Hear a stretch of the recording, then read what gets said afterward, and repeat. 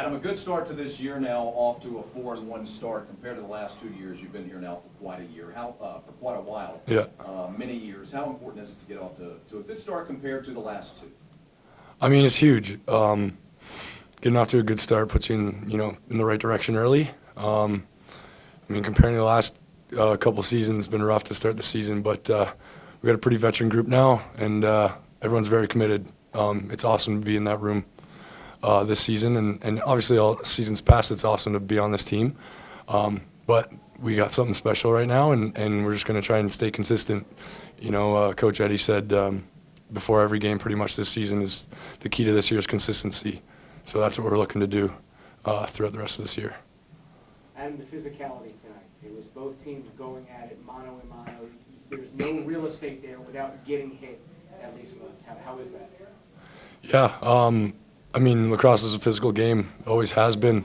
But that another thing comes down to our commitment to playing physical, and we know we're going to get beat up. We're going to get but we know our offensive guys are going to get beat up, and we got to do the same thing to their guys. I mean, you got to play within the lines of the referees and see what they're going to let you play through.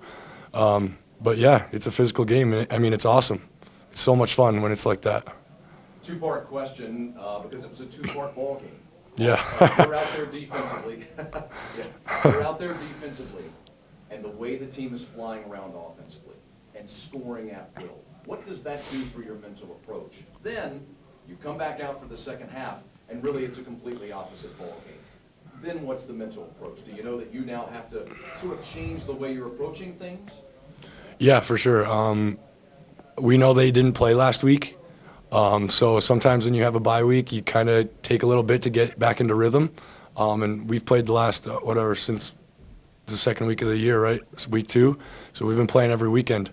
So we're kind of in that rhythm. We knew I had to jump on them early and really push the floor, and our offense was flying around.